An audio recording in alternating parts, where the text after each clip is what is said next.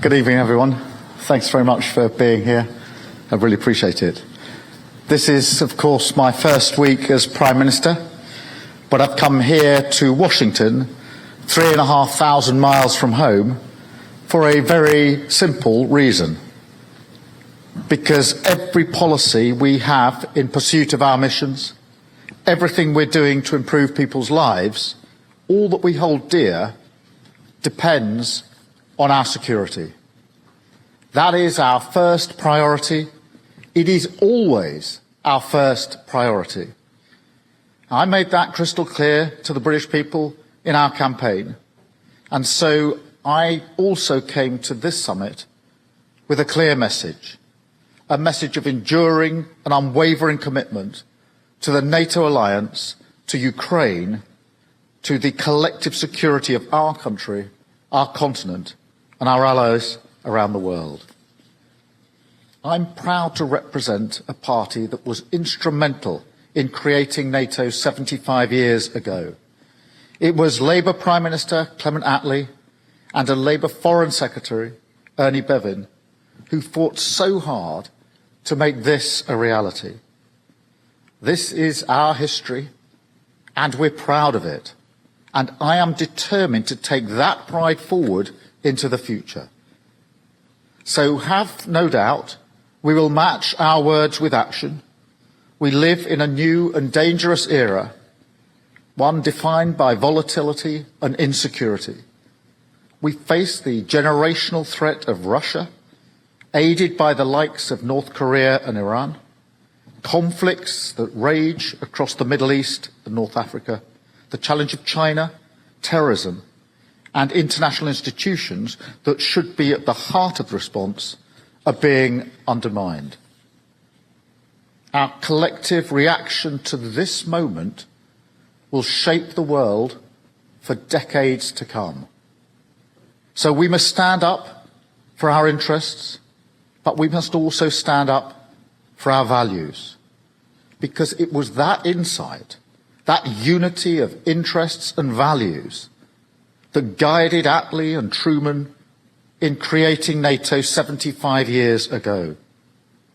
We must mobilise what Bevin called our collective moral and material force, because our values are not a point of weakness, as Putin may think. They are the source of our strength. NATO has become the most successful alliance in history, precisely because democracy, freedom and the rule of law were hardwired into the NATO Charter. And that is the legacy that we inherit today. An inheritance not just of an institution, but of a duty and of service.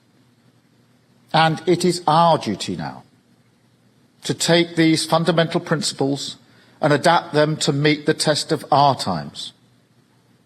That starts in Ukraine. Together with our allies today, we have reaffirmed our unshakable support for Ukraine's ultimate victory, our determination to deliver justice for the awful crimes that Russia has committed.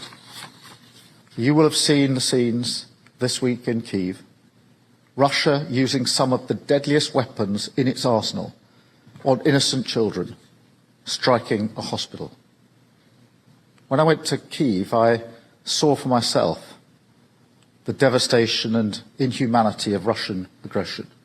I went to Bucha, just outside Kyiv, and spoke to some of the people there who described to me and pointed to me on the road where they had picked up the bodies of their friends, their family members who had been killed, many of them handcuffed, and had to transport them to find graves for them.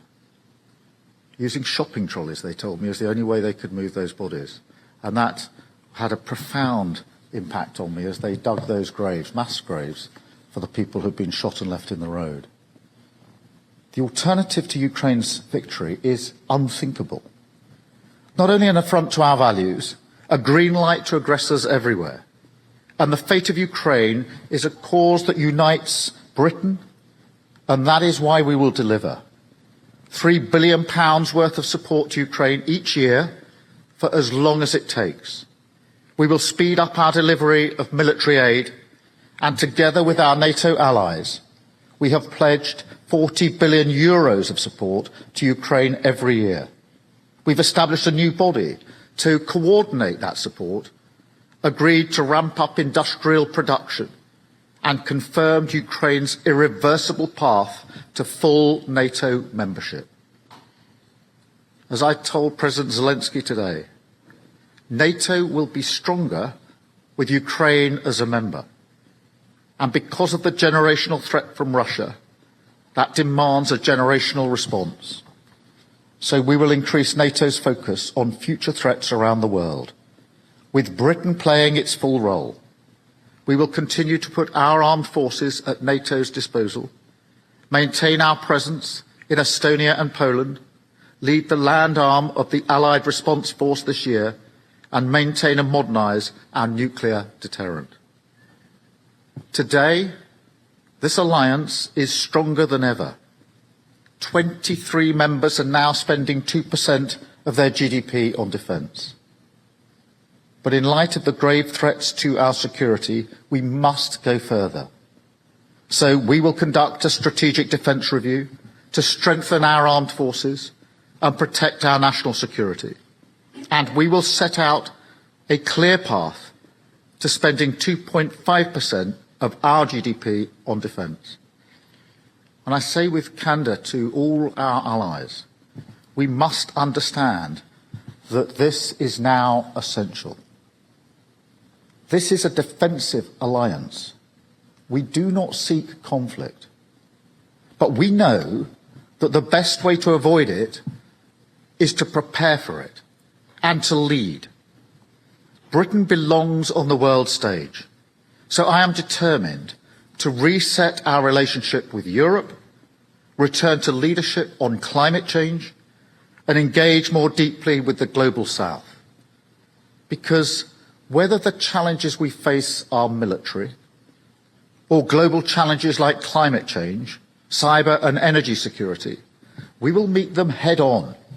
Stand shoulder to shoulder with our friends and allies, because history shows we are stronger when we do so. This morning I laid a wreath at the tomb of the unknown soldier at Arlington Cemetery. It was an incredibly moving moment, just being there and seeing the very, very many graves. And that wreath laying was to honour the sacrifice made by so many Americans, side by side with British troops, in defence of our freedom. It is a reminder of our unbreakable bond with the United States, a bond which I reaffirmed here with President Biden, and a reminder that we must honour the service and sacrifice of our veterans with the decisions that we take today.